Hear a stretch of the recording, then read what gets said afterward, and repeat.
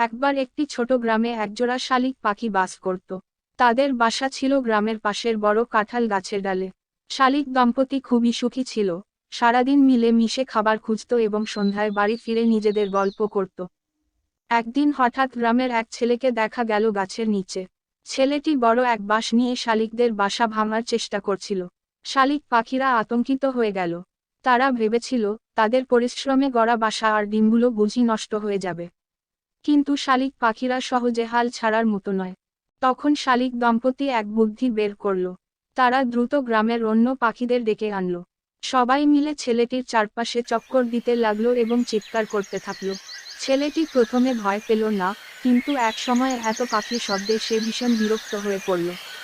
ছেলেটি বুঝতে পারল যে পাখিদের সঙ্গে লড়াই করা সহজ কাজ নয়, আর তাড়াতাড়ি সে চলে গেল। শালিক পাখিরা আবার শান্তিতে ফিরে এল। তারা নিজেদের বাসায় ফিরে সন্তুষ্ট মনে একে অপরের দিকে তাকিয়ে হাসল। এই ঘটনাটি তাদের আরও শিখিয়ে দিল যে একতা ও সাহস দিয়ে যে কোনো বিপদ মোকাবিলা করা সম্ভব। গ্রামের অন্য পাখিরাও শিখল, বিপদের সময় একে অপরের পাশে দাঁড়াতে হবে, কারণ একতাই শক্তি।